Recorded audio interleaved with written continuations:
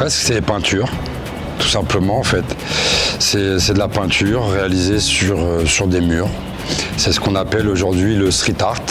Moi, je viens d'un mouvement qui s'appelle dans le street art le graffiti, donc qui a démarré de manière illégale, clairement, donc avec ce genre de revendications et de liberté qui s'expriment sur les murs. Donc il y a beaucoup de choses qui sont véhiculées là-dedans. Maintenant, pour revenir vraiment aux origines vraiment du graphe,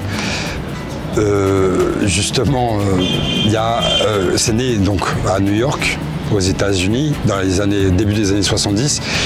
Et cette culture, elle s'est développée notamment en peignant des trains, des métros.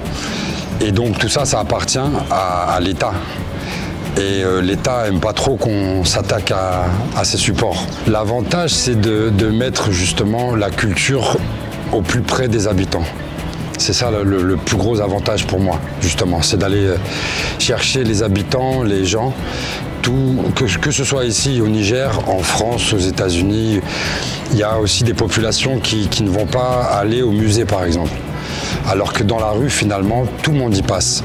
Et ça, quelle que soit la classe sociale des individus. Et c'est ça, pour moi, l'avantage de l'art urbain. C'est vraiment d'aller au contact des habitants. Alors moi, je dirais que ma spécialité, c'est finalement de faire un mélange des masques du monde entier. J'adore les masques. Et les masques, finalement, on les trouve sur tous les continents, dans tous les pays. Et voilà, j'ai l'impression, en voyageant comme ça, c'est comme si je m'inspirais un petit peu de plein de cultures et j'essaye de retranscrire ce que j'appelle moi la bonne mondialisation, c'est-à-dire le mélange des cultures qui nous donne une voie de compréhension mutuelle. J'ai constaté assez rapidement que finalement, bon là, je suis au Niger, il y a un certain nombre de la population qui parle français, donc on peut communiquer. Mais il m'arrive parfois d'être dans des pays où je ne peux pas me faire comprendre.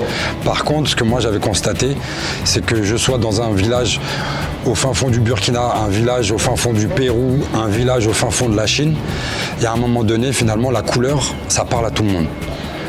Il y a de l'émotion qui est reliée à la couleur. Donc la couleur, finalement, c'est un moyen de communication universel. Ce que j'essaie de dire en communiquant avec les jeunes avec lesquels je parle, de leur dire qu'il ne faut pas qu'il y ait, entre guillemets, un prétexte du manque de matériel, par exemple. Parce que justement, le graffiti et l'art urbain, c'est vraiment né du manque de matériel et de tout. Nous-mêmes, on a utilisé des outils, par exemple les bombes de peinture, c'est intéressant, mais il y a 30 ou 40 ans, on utilisait du coup des bombes de peinture qui étaient juste pour peindre des petits morceaux de carrosserie ou pour peindre un peu de la décoration comme ça. Donc on a détourné des outils.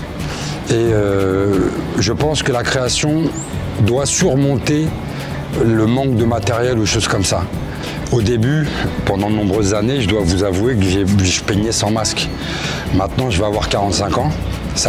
J'ai commencé à peindre avec les bombes, j'avais 12 ans, donc ça fait 33 ans. Donc si je veux encore durer un petit peu, faut me préserver.